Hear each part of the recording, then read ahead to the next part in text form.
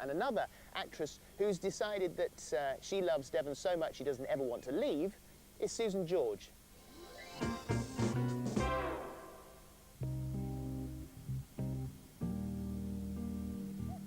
This place completely and utterly arrested us. It was really a very, very special, unique part of the world. And once we'd come here several times, we just knew this is where we wanted to live. And it was almost as if we had lived here all our life. It was that much, it really felt like home. Every single part of Somerset, Devon, Cornwall, all down here. Every time you cross a valley or a forge and enter another part of the vicinity, you open up another world, and you could travel to across Europe in its entirety, and you can find every little spot of Europe. If you once fell in love with it, you'll find it again in the West Country. Susan, your life here in the West Country is very different to the career that you've had, being in some very well-known films. Did you have problems being a sex symbol? If you're a sex symbol, well, you should be grateful, shouldn't you? I was grateful for being a sex symbol. It was lovely. I enjoyed every moment of it, and I enjoyed what it brought me. The only thing that I can say was that after, when you've made a couple of films, as I had, and they did involve nudity, which were all very integral to the part of the story at the time, and I always made sure that was a very important thing for me, that they were an integral part of the story. But when you have done that, of course, every script that comes through the post after that, you get the script, and the very first thing I would do is leaf through to see where I took my clothes off and see if it was necessary. That is bound to happen, and indeed did happen to me, like it happens to many people. But one of the most difficult things to do was we had a bath scene to do, and I had to be in this bath with Michael York, who was delicious, and I adored, and he adored me. We had a great, great friendship. But actually getting out of the bath and running across the bathroom with no clothes on, I found unbelievably difficult to do. So unbelievably difficult that I psyched myself up into a stupor about how I was going to get out of this bath.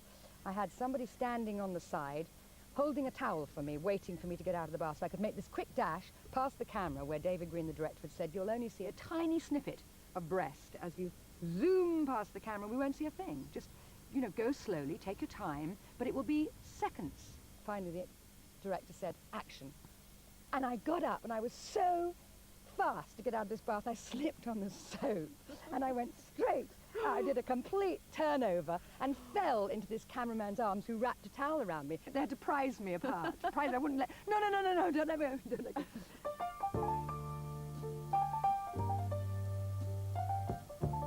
Straw Dogs was a film that broke boundaries at the time. What was it like to be involved in that kind of film?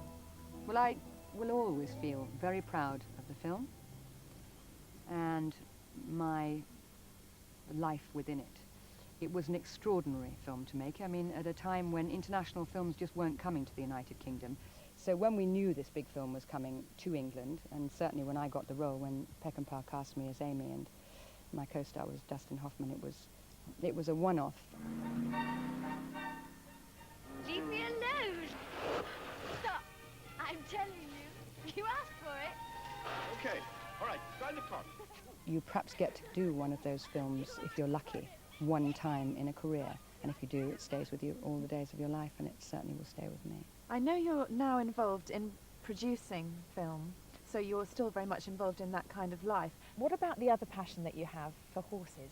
I acquired this wonderful Arabian horse, bought her, got her in foal, began the process of breeding, and now I have loads and loads of horses. I have a vision for what my perfect Arab looks like.